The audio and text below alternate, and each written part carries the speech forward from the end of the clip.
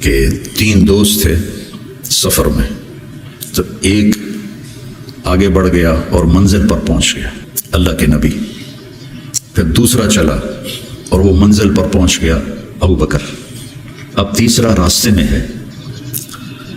اب مسجد میں داخل ہوئے تو آپ کے ادھر ابو بکر تھے، ادھر عمر تھے رضی اللہ عنہ، سامنے صحابہ بیٹھے تھے۔ آپ نے ان سے فرمایا، دیکھ رہے ہو ہاکذا نحشر یوم القیامہ، میں قیامت کے دن ایسے اٹھوں گا، میرے سیدھے ہاتھ ابو بکر ہوگا، الٹے ہاتھ عمر ہوگا۔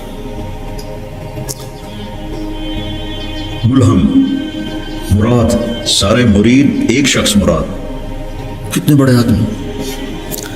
تو صحابہ نے مشورہ کیا کہ فتوحات ہو گئی ہیں، کیسر اور کسرا کے خزانے مدینے میں آ گئے ہیں، اور عمر کا وہی حال ہے، وہی مجاہدہ ہے، وہی مشقت ہے، تو اب اسے نرم روٹی کھانی چاہیے۔ حضرت عمر کی روٹی کوئی کھا نہیں سکتا تھا، اٹک جاتی تھی گلے میں، اتنی سخت ہوتی تھی۔ تو انہیں لباس بھی، بڑے بڑے وفود آتے ہیں تو انہیں لباس بھی اچھا پہننا چاہیے، اور کوئی اب خادم رکھ لیں، اتنے غلام ہیں، کوئی خادم اپنی خدمت کے لیے رکھ لیں۔ یہ کون مشورہ کر رہے ہیں؟ زبیر بن عوام، طلحہ بن عبید اللہ، سعد بن ابی وقاص، عبد الرحمن بن عوف، علی بن ابی طالب، ابو عبیدہ بن جراح، 6 اصحاب عشرات المبشرہ میں سے 6 آدمی یہ مشورہ کر رہے ہیں۔ حضرت علی نے کہا مانے گا نہیں، جو تم مرضی کر لو۔ حضرت علی نے کہا نہیں مانے گا، کہ نہیں ہم انشاءاللہ منوائیں گے، ہم خود نہیں جاتے، ہم حضرت عائشہ کو بھیجتے اور حضرت حفصہ کو بھیجتے، دونوں امہات المومنین ہیں اور ایک بیٹی ہے، تو ان کی ضرور مانیں گے۔ تو یہ دونوں تشریف لائیں اور متکلم بنی حضرت عائشہ، کامر المومنین آج آپ سے ایک بات کرنی ہے۔ کہنے لگے کہو، کہنے لگے اللہ کے رسول کے دور میں نہ دنیا آئی، نہ اللہ کے نبی نے دنیا کا ارادہ کیا، تو وہ مشقت میں گزر گئے۔ میرے باپ ابو بکر کے دور میں دنیا کی فتوحات نہ آئیں، نہ انہوں نے ارادہ کیا، وہ بھی گزر گئے۔ اب اللہ نے آپ کے لیے دنیا مسخر کر دی ہے، اور لہر بہر ہے، اور آپ کا وہی حال ہے، آپ کچھ نرمی کریں۔ وہ جو پچھلی باتیں انہوں نے کہیں، غلام رکھیں، اچھے کپڑے پہنیں، بڑے بڑے وفد آتے ہیں، نرم کھانا کھائیں، نرم بستر استعمال کریں، اور عمر کا رنگ بدلنا شروع ہو گیا۔ تو حضرت حفصہ دیکھ رہی تھی، بے ابا گیا چھت نال، تو جب حضرت عائشہ خاموش ہوئی تو کہنے لگے یہ بتاؤ تمہیں یہ کس نے بھیجا ہے؟ تو کہنے لگی پہلے کوئی ہاں نہ کرو تو پھر ہم بتائیں گے۔ کہنے لگے اگر مجھے پتہ چل جائے نا کہ تمہیں کس نے بھیجا تو میں مار مار مار کے ان کے چہرے لہو لہان کر دوں۔ پھر فرمانے لگے حفصہ تو گھر والی ہے نا، یہ بتاؤ کبھی اللہ کے نبی نے 2 ٹائم کھانا کھایا؟ زندگی میں کبھی 2 وقت کھانا کھایا؟ وہ کہنے لگی نہیں۔ فرمانے لگے صبح کھاتے تھے تو شام نہیں کھاتے تھے، شام کو کھاتے تھے تو صبح نہیں کھاتے تھے۔ جی اللہم نعم۔ ایک دفعہ تو نے ایک چھوٹے سے میز پر کھانا رکھ کے دیا تھا، تمہیں یاد ہے؟ تو اللہ کے نبی نے اٹھا کے زمین پہ رکھ لیا تھا اور کہا تھا آکل کما یاکل العبد، کہ جی اللہم نعم۔ تمہیں یاد ہے اللہ کے نبی کا ایک ہی جوڑا ہوتا تھا اور اسے وہ خود دھوتے تھے، اور بعض اوقات وہ خشک نہیں ہوتا تھا اور بلال آ جاتے یا رسول اللہ الصلاۃ، تو آپ کہتے ابھی میرے کپڑے خشک نہیں ہوئے، یہاں تک کہ نماز تاخیر ہو جاتی تھی اور آپ وہ خشک ہو کر اس کو پہن کے جا کے نماز پڑھاتے تھے۔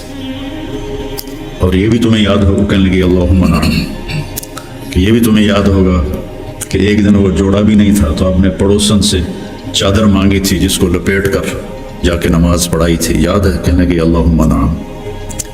کہا نبی کا بستر کیسا تھا تیرے گھر میں؟ کہا ایک ٹاٹ تھا، اس کو میں دوہرا کر کے بچھا دیتی تھی رات کو۔ تو حضرت عمر کہنے لگے ایک رات تو نے اس کی 4 تہیں لگا دی، تو صبح اللہ کے نبی نے کہا حفصہ میرا بستر تبدیل کر دیا ہے؟ کہ نہیں یا رسول اللہ وہی ہے، بس 2 کی 4 تہیں لگا دی۔ کہا اس کو دوبارہ ویسے کر دے، مجھے رات کو اٹھنے میں مشکل پیش آئی اس کی نرمی کی وجہ سے، یاد ہے؟ کہنے لگی اللہم نعم۔ تو فرمایا اللہ کے نبی نے کبھی 2 سالن کٹھے کھائے؟ اللہ کے نبی نے کبھی 2 سالن کٹھے کھائے؟ کہنے لگی نہیں، کوئی نہیں کھائے۔ تو حضرت عمر رونے لگے. فرمایا کہ جنہوں نے تمہیں بھیجا ہے نا انہیں جا کر کہو کہ 3 دوست تھے سفر میں، تو ایک آگے بڑھ گیا اور منزل پر پہنچ گیا اللہ کے نبی، پھر دوسرا چلا اور وہ منزل پر پہنچ گیا ابو بکر، اب تیسرا راستے میں ہے، ان کے راستے پر رہے گا تو پہنچے گا ورنہ بھٹک جائے گا. والذی نفسی بیدہ، رب کی قسم جس کے قبضے میں میری جان ہے، میں اپنے آپ کو اسی حال پہ رکھوں گا حتی تلحقہ باللہ، یہاں تک کہ میں اپنے رب کے ساتھ جا کے مل جاؤں. جن کو اپنی ذات کی طرف نبی کی محنت متوجہ کرتی، تحریکیں اوروں کی طرف متوجہ کرتی، اور انبیاء کی محنت یا قوم اعبدوا اللہ ما لکم من الہ غیر، یا قوم انی لکم نذیر مبین ان اعبدوا اللہ واتقوہ واطیعون انی لکم نذیر مبین انی لکم ناصح امین. اور جب خنجر لگ گیا اور پتہ چل گیا کہ بچنا ممکن نہیں ہے تو اپنے بیٹے کو بلایا عبداللہ بن عمر، فرمانے لگے جاؤ عائشہ کے پاس اور ان سے کہو کہ عمر اپنے ساتھیوں کے ساتھ دفن کی اجازت چاہتا ہے، اور امیر المومنین نہ کہنا، عمر کہنا، چونکہ اب میں امیر المومنین نہیں ہوں. اگر وہ اجازت دیں تو مجھے وہاں دفن کر دینا ورنہ مجھے عام قبرستان میں لے جانا. عبداللہ بن عمر رضی اللہ تعالیٰ عنہ تشریف لے گئے تو عائشہ رضی اللہ عنہ رو بیٹھی رو رہی تھی، تو انہوں نے عرض کی اماں جان میرا باپ عمر بن خطاب اپنے ساتھیوں کا قرب چاہتا ہے. تو حضرت عائشہ رضی اللہ عنہ نے روتے ہوئے کہا یہ جگہ تو میں نے اپنے لیے رکھی تھی، لیکن اگر عمر طلبگار ہے تو مرحبا بعمر. واپس آئے کہا ابا جان ابشر قد اذنت، اجازت ہو گئی. کہ بیٹا ممکن ہے میرے شرم نے کہا ہو جب میں مر جاؤں پھر دوبارہ میرا جنازہ لے جانا اور باہر رکھ دینا اور پھر ایک دفعہ دوبارہ پوچھنا، اگر اس وقت اجازت ملے پھر مجھے اندر لے جانا. اس میں حضرت علی آئے تو بڑے گھبرائے ہوئے تھے، تو حضرت علی نے پوچھا اتخاف من الموت؟ کہا نہیں، الذی بعد الموت، الذی بعد الموت. جس ہستی نے 22 لاکھ مربع میل میں اسلام پھیلایا،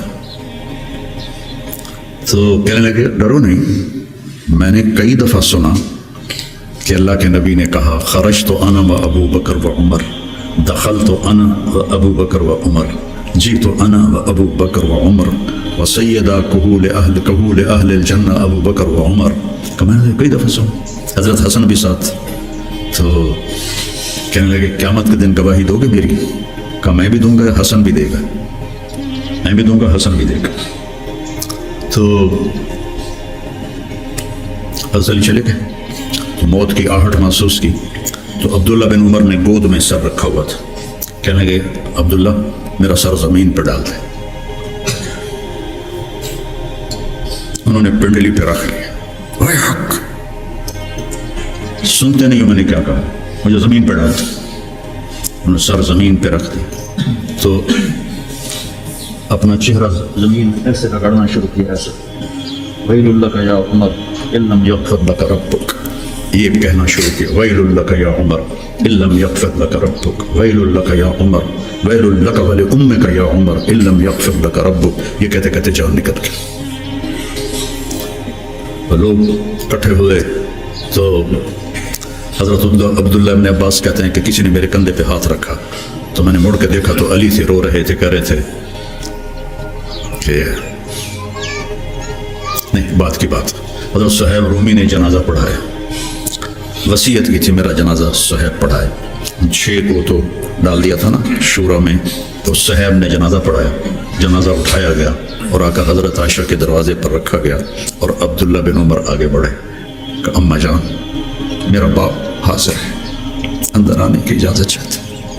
تو عائشہ رضی اللہ عنہا نے اپنی چادر اٹھائی اور اپنے آپ کو ڈھانپا اور باہر نکل گئی. مرحبا بعمر. تو جب آپ کی تدفین ہو رہی تھی تو عبداللہ بن عباس نے کہا کہ میرے کندھے پر کسی نے ہاتھ مارا تو میں نے دیکھا تو علی رضی اللہ عنہ رو رہے تھے، کہہ رہے تھے عمر مجھے پتا تھا تیرے سوا یہاں اور کوئی نہیں آ سکتا، تیرے سوا یہاں اور کوئی نہیں آ سکتا، مجھے پتا تھا تو یہیں آئے گا۔ علم کا یہ منتہا ہے، اس کو اگر ہم اپنے آپ ذات کو بیچ میں سے نکال دیں گے تو ہم گرنا شروع ہو جائیں گے۔ تجھے کیوں فکر ہے اے گل دلے صد چاک بلبل کی، تو اپنے پیرہن کے چاکتوں پہلے رفو کر لے۔ عائشہ رضی اللہ عنہ موت کی سکرات میں تھی تو عبداللہ ابن عباس رضی اللہ عنہ نے آنے کی اجازت چاہی، تو جنگ جمل کے بعد سے بول چال بند تھی کہ عبداللہ ابن عباس حضرت علی کی طرف سے لڑے تھے باقاعدہ، تو آپ کے پاس عبداللہ بن زبیر اور مسور بن مخرمہ رضی اللہ عنہ بیٹھے ہوئے تھے، تو حضرت عائشہ رضی اللہ عنہ خاموش ہو گئی، اتنا اثر تھا اس بات کا۔ تو ان کا حبر الامہ ہے اور ابن عم الرسول ہیں، اجازت دے دیں۔ تو حضرت عائشہ روئے جا رہی تھی اور ان کی بڑی چادر آنسوں سے بھیگ چکی تھی، ساری چادر۔ جب وہ آئے تو کہنے لگے اماں جان آپ کیوں رو رہی ہیں؟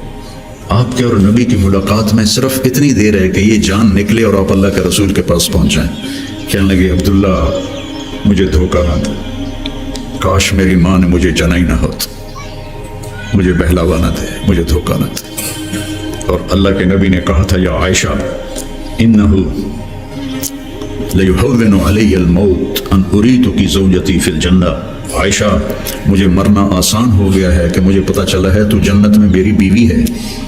اور وہ رو رہی تھی۔ تو میرے عزیزو اپنی ذات کو نہ بھولو،